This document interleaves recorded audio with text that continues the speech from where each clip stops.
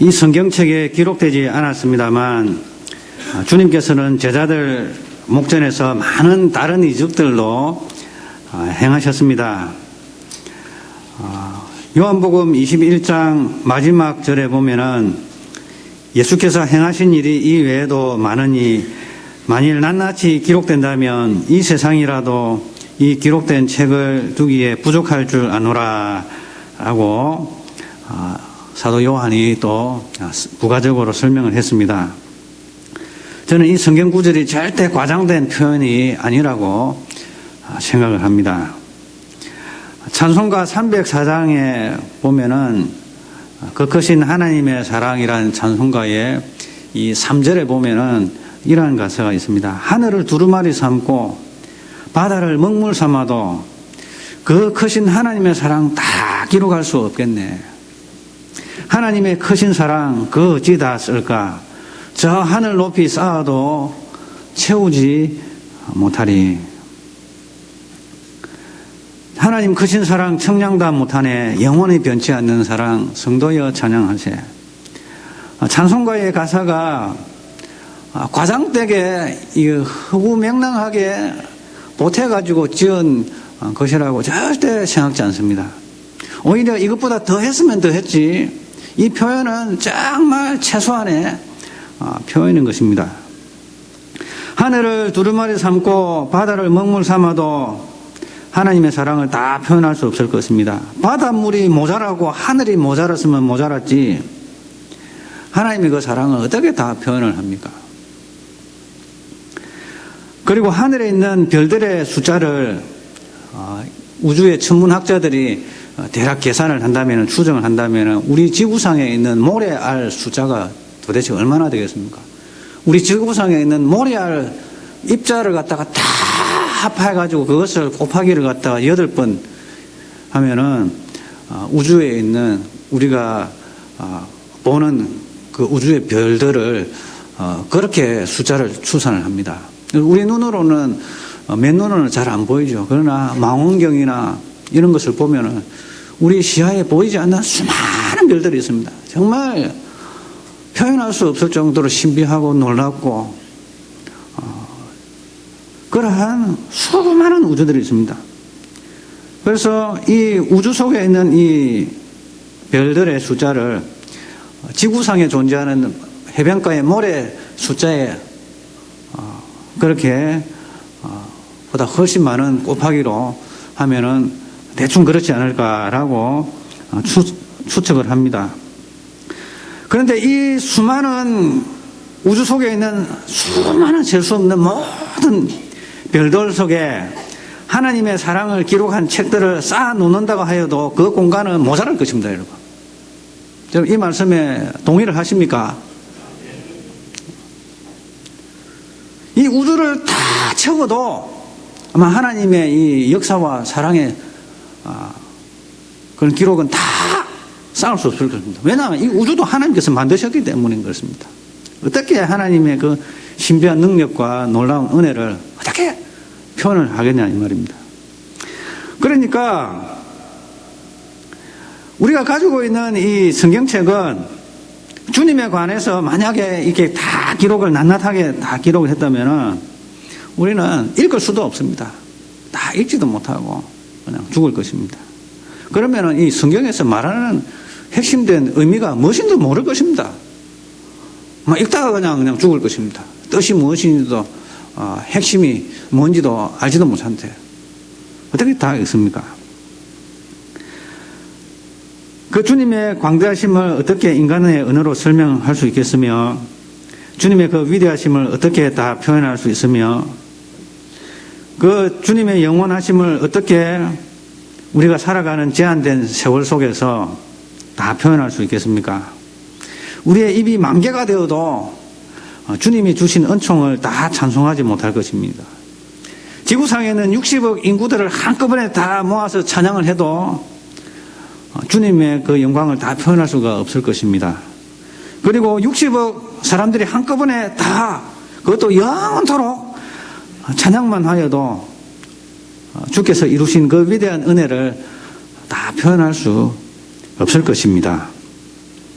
그럼에도 불구하고 우리 중에 어떤 분들은 이런 생각은 한 번쯤은 해봤을 것입니다. 주께서 행하신 그 모습들을 제자들이 더 많이 낱낱이 기록했다면 얼마나 좋을까? 우리가 얼마나 저 주님을 알 수 있을까? 주님의 키는 몇 센티미터이고, 주님의 허리 둘레는 얼마이고, 주님의 머리카락은 무슨 색깔이고, 주님에게는 수염이 있는지 등등 막 이런 것들까지도 우리가 다 알았으면 좋겠습니다.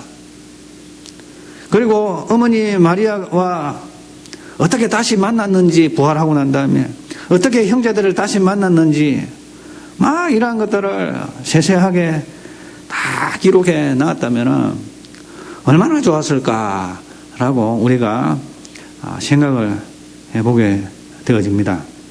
여러분 그런 생각들 한 번씩 해보셨죠? 그죠? 한 번씩 다 해봤을 줄 압니다. 안 해보셨습니까? 했죠. 그죠?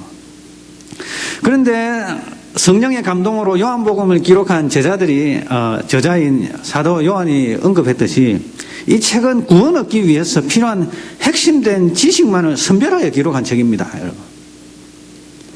구원 얻기 위해서 필요한 핵심적인 그 진리를 몇 가지만 추려가지고 그것만 전달하기 위해서 기록된 책이기 때문에 다른 주님에 관한 그러한 자세한 그런 것들은 적지 아니했던 것입니다. 만약에 주님에 관하여서 낱낱이 기록해 놓아서 지구에 쌓아 놓을 만큼 수없이 많은 방대한 양을 남겨두었다면 우리가 그거 다 읽겠냐 이 말입니다. 여러분 홍성도서관에 책이 몇만 권 있는 거는 제가 잘 모르겠는데 여러분 예수님에 관해서 이렇게 다 적어 놔가지고 그 책을 다 쌓아 놓으면 여러분 가서 다 읽겠습니까 여러분? 읽겠습니까? 자, 그래서 우리는 주님께서는 우리에게 수용 가능한 정도의 이 정보를 우리에게 주신 것입니다. 그래서 첫 번째로 선별된 그 정보의 첫 번째 취지는 무엇인가 하면은 세 가지 취지가 있습니다. 선별해 놓은 그 정보의 그 핵심된 첫 번째는 무엇인가 하면 요한복음이 기록된 취지는 읽고 들음으로써 예수님께서 그리스도 즉 하나님의 아들이심을 믿게 하려는 것입니다. 이 믿음 위에서 우리는 주 예수님은 그리스도시요 살아계신 하나님의 아들이십니다 라는 고백을 할 수가 있는 것입니다.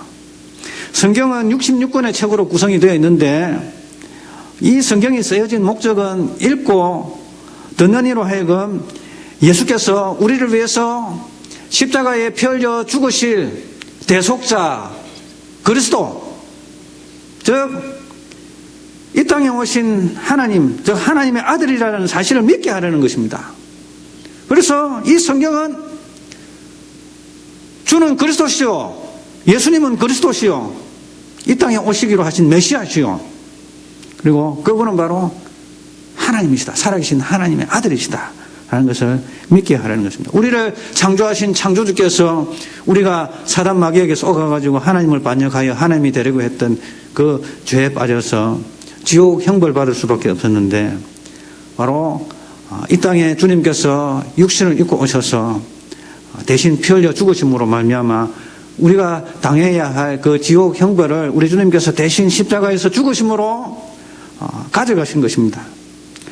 자, 그것을 위해서 우리 주님께서 오신 그 구원자라는 그 사실을 우리로 하여금 믿게 하게 하기 위해서 이 성경이 기록이 되어진 것입니다.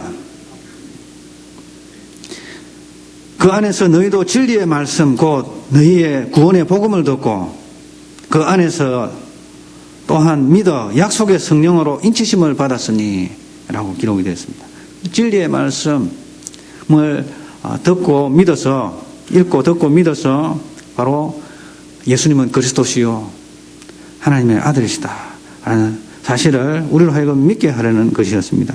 그리고 두 번째 요한복음이 선별된 몇 가지 지식만을 몇 가지의 예수님의 사건만을 기록한 그 이유는 예수님을 그리스도 하나님의 아들이심을 믿으면서 영원한 생명을 가지도록 하는 것이었습니다. 하나님이 세상을 이처럼 사랑하사 독생자를 주셨으니 이는 저를 믿는 자마다 멸망치 않고 영생을 얻게 하려 함이라. 독생자를 주심으로, 아들을 희생제물로 주심으로 그 아들을 믿는 자마다 영원한 생명을 얻게 하려 하십니다. 생명 얻게 하기 위한 그러한 책인 것입니다. 영원 생명 얻게 하기 위한 책입니다. 그리고 세 번째로는 이 선별된 구원 얻기 위한 그 선별된 지식의 세 번째이자 마지막으로 우리가 알 수 있는 것은 예수님은 그리스도이시요 하나님의 아들이심을 믿게 되어지면 영원 생명을 가지게 되는데, 과연 어떠한 현상이 일어나기에 영원 생명을 가지게 되는가 하는 것에 대한 지식을 전달하기 위한 것입니다. 바로 따라하시겠습니다. 예수님의 이름으로 그 이름을 힘입어 그 안에서, 여러 가지 이제 표현으로 표현이 되겠습니다만은, 오늘 성경 본문에 보면은 그 이름을 힘입어 생명을 얻게 하려 함이라 라고 있습니다. 그래서 믿는 자는 그 이름을 힘입어 생명을 얻게 되는데, 원문 성경에 보면 그 이름 안에서, 그 이름 안에서, 그 이름으로, 이러한 표현으로 되겠습니다. 그 이름 안에서. 그러니까 그 이름, 바로 예수가 가져다주는 놀라운 비밀이 있기에 영원 생명이 주어지는 것입니다. 천하 인간의 구원을 얻을 이름을 우리에게 주신 바가 없다고 사도 베드로는 당당하게 선포했습니다. 그리고 우리 주님께서는 말씀하셨습니다. 나는 길이요 진리요 생명이니 나로 말미암지 않고는 아버지께 올 자가 없느니라 라고 말씀하셨습니다. 아들이 있는 자에게는 생명이 있고 아들이 없는 자에게는 생명이 없느니라 라고 하셨습니다. 그 이름 예수에는 비밀이 있습니다. 신비한 능력이 있습니다. 그래서 우리는 찬송을 하면 능력의 이름 예수, 권능의 이름 예수, 구원의 이름 예수, 모든 강력을 파하는 예수, 생명 되신 예수, 예수님의 그 이름의 그 어떤 역사로 말미암아 이러한 신비한 구원이, 생명이 주어지는가? 우리는 예수님의 이름 속에 있는 구원하는 신비를 이해하기 위해서는 우리는 다음에 몇 가지를 살펴볼 필요가 있습니다. 첫 번째, 예수님의 이름의 뜻입니다. 그 이름은 그 인격이잖아요. 인격. 이름은 그 사람의 인격을 나타내는 것이거든요. 자, 그러면은 예수님은 어떤 인격을 가지고 계신 분이신가? 어떤 존재이신가?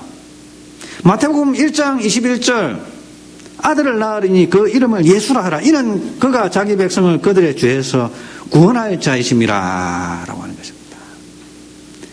죄에서 구원하는 것입니다. 왜 우리가 생명을 얻는가? 죄 사함 받게 되면 그렇습니다. 죄 사함. 이 죄가 사함 받지 않으면 우리는 생명이 없는 것입니다.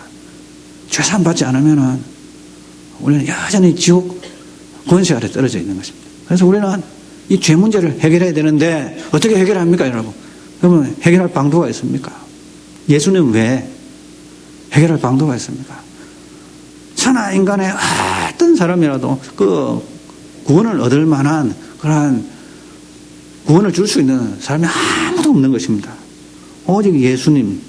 왜? 예수님은 자기 백성을, 우리들을 우리의 죄에서 구원할 자이시기 때문인 것입니다. 그래서 예수님은 우리를 우리의 죄에서부터 건지시는 그러한 신비한 능력을 가지고 계시는 것입니다. 에베소서 1장 7절에 우리는 그리스도 안에서 그의 은혜의 풍성함을 따라 그의 피로 말미암아 속량 곧 죄 사함을 받았느니라. 예수의 이름은 죄 사함입니다. 죄 사함. 우리를 구원하시는 분입니다. 세상 사람들은 주님을 알지 못했으나 주를 믿으면은 죄 사함을 받습니다. 여러분. 죄 사함. 주 예수님을 그리스도 하나님의 아들로 믿으면 그 주님의 인격이 우리에게 은혜를 주십니다. 죄 사함이 주어지는 것입니다. 그렇다면 예수님의 이름의 뜻이 첫 번째로 살펴보았고요. 그리고 구원하시는 이름 속에, 예수님의 이름 속에 있는 구원하시는 그 신비를 알기 위해서는 우리 두 번째로 그 이름이 죄인에게 적용되기 위한 조건이 있습니다. 조건. 그 이름이 죄 사하는 그 은혜가 아무렇게나 전달이 안 되거든요. 이게 통로가 있습니다. 조건입니다. 그 조건이 뭔가 하면은 예수님의 이름의 역사로 인한 죄 사함은 가난한 심령, 겸손한 심령, 죄인임을 인정함으로써 속죄함을 구하는 통회하는 회개의 심령, 죄와 관련이 되어 있기 때문에, 죄 사함이기 때문에, 죄 사함을 받기 위해서는, 죄 사함이 전달되어지기 위해서는 그 죄에 대해서 우리가 어떤 입장을 가지고 있는가, 그것이 중요한 것입니다. 그래서 가난한 심령을 가져야 됐습니다. 겸손한 마음을 가져야 됩니다.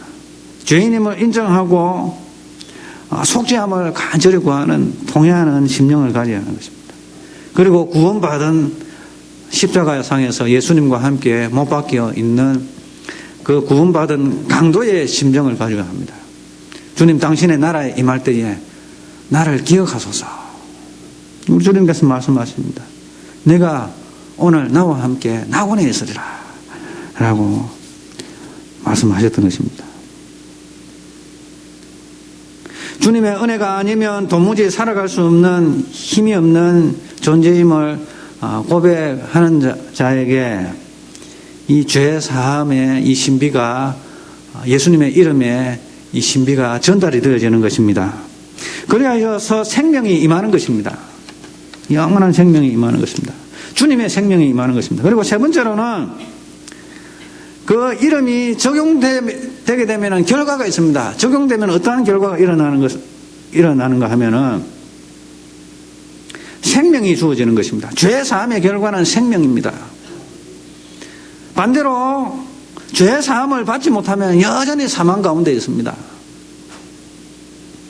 예수님의 이름의 역사가 우리에게 적용되어져 죄 사함을 받게 되어 영원한 생명을 가지게 되면은 어떠한 현상이 일어나는지, 첫 번째로는 마귀의 올무에서부터 해방이 되어집니다. 마귀의 올무에서부터 해방이 되어집니다. 에베소서 2장에 보면 이런 말씀이 있습니다. 그는 허물과 죄로 죽었던 너희를 살리셨도다. 허물과 죄로 죽었을 때에는 그때 너희는 그 가운데 행하여 이 세상 풍조를 따르고 공중의 권세 잡은 자를 따랐으니 곧 지금 불순종의 아들들 가운데서 역사하는 영이라. 전에는 우리도 다 그 가운데서 우리 육체의 욕심을 따라 지내며 육체와 마음이 원하는 것을 하여 다른 이들과 같이 본질상 진노의 자녀였다라고 했습니다. 그런데 죄 사함이 주어지면은 이 마귀의 올무로부터 해방이 되어지는 것입니다. 해방이 되어지는 것입니다.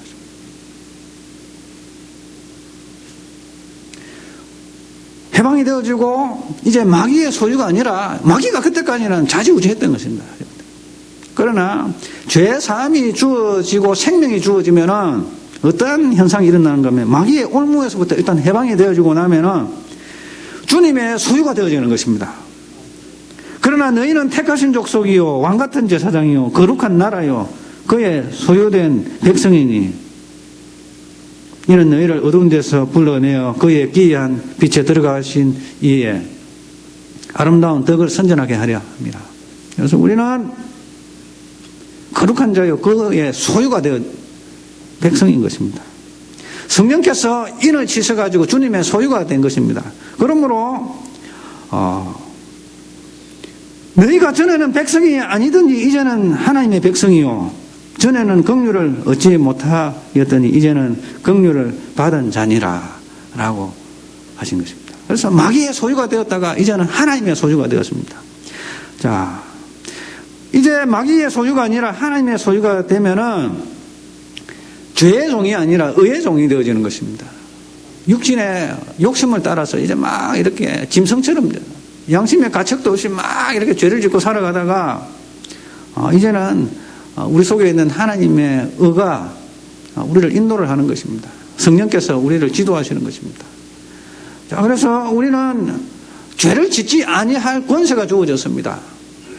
그리고 중요한 것은 죄인으로서 죄악된 세상을 사는 것이 아니라 의인으로서 죄악된 세상을 살아가게 되어지는 것입니다.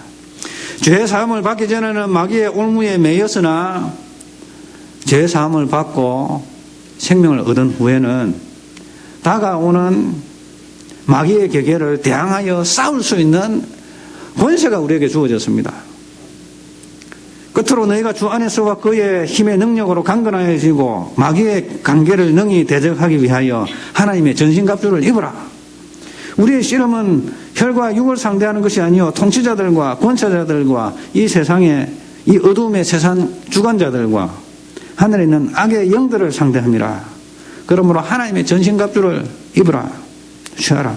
이는 악한 날에 너희가 능히 대적하고 모든 일을 행한 후에 서기 위함이다 라고 말씀을 하시는 것입니다. 자, 그러므로 우리는 예수님의 이름을 힘입어서 생명을 얻게 되어진 결과로서 우리는 마귀의 권세에서부터 해방되어지고 하나님께 속한 하나님의 소유가 되고 또 이제는 마귀와는 이제 싸울 수 있는 이런 권세가 주어진 것입니다. 그래서 우리 하나님의 백성들은 마귀에게 맨날 당하기만 하거든요. 맨날 당하기만. 우리는 깨어서 이 마귀를 갖다가 분별할 수 있어야 돼요. 막 이렇게 자신에게 다가오는 악한 이 권세를 다 분별을 해가지고 쫓아내야죠. 나가라. 우리 생각 속에, 우리 믿는 자들 속에도 마귀가 얼마나 들어오는데요. 나쁜 생각들, 음란한 생각들, 도둑질하는 생각, 다 마귀가 주는 생각 아닙니까? 마귀가 침투하는 거죠. 불평하고 원망하고 마귀들이 들어와가지고 흔들어 놓고 마음을 요동시키고 이러한 것을 우리가 쫓아낼 수가 있는 것입니다. 악한 사단 마귀야, 나는 주님의 소유다. 성령의 인침을 받은 죄 사함을 받아 생명을 가진 하나님의 존재이다. 나의 영혼은 하나님께 속했다. 이 육신 속에 살아가지만은 나는 육신의 욕구대로, 너가 주는 욕구대로 살아가지 않겠다. 나가라. 예수님의 이름으로 나가라. 선포해야 됩니다, 여러분. 나가라. 너가 있을 곳이 아니다. 나가라. 그래서 우리는 하나님의 자녀로서 예수님의 죄 사함의 그 은혜가 겸손한 마음으로 통회하는 마음으로 주는 그리스도시요 하나님의 아들이십니다 라고 고백하는 그에게 예수님의 이름에 그 능력이 주어지는 것입니다. 바로 죄 사함이 주어지는 것입니다. 자, 그래서 우리 모두 다 따라하시겠습니다. 겸손한 마음으로 통회하는 마음으로 예수님을 그리스도 하나님의 아들로 믿게 되어지면 죄사함 받아 영원한 생명 얻는다. 여기서 바로 성경의 이 핵심입니다. 성경의 핵심. 성경을 닫고서 여기에 이 한 문장으로 딱 줄인다면 이 문장입니다. 겸손한 마음으로 통회하는 마음으로 죄인임을 고백하며 나를 위해서 이 땅에 오셔서 십자가에 펴려 죽으심으로 내 죄를 가져가신 그리스도 하나님의 아들, 그분은 예수님이시다. 예수님이 바로 그리스도 하나님의 아들이시다 라고 믿게 되어지면 우리의 이 예수님의 이름으로 말미암아 그 예수님의 그 인격이 우리의 죄를 가져가시는 것입니다. 그러므로 우리는 마귀의 올무에서부터 해방되어 하나님의 자녀가 됨으로 말미암아 영원 생명, 주님의 생명이 우리에게 주어지는 것입니다. 그러한 은혜가 저 우리 성도님들 생애 가운데 함께 하시기를 주님의 이름으로 축원합니다. 하나님 아버지 감사합니다. 우리에게 생명 주시기 위해서 이 땅에 육신을 입고 오신 하나님의 아들 그리스도 예수님을 우리가 믿습니다. 하나님 아버지 우리를 용서해 주시고 우리의 죄를 가져가 주셔서 우리에게 영원한 생명 허락하여 주옵소서. 이러한 구원 없는 복음이 땅끝까지 이르러 저희들을 통해서 증거되어지게 하시고 우리 성은교회를 통해서 증거되어지게 하여 주시고 또한 조국 대한민국을 통해서 주님 오실 때까지 이 복음이 땅끝까지 전거되어지게 하여 주옵소서. 주 예수 그리스도의 이름으로 감사하며 기도드립니다.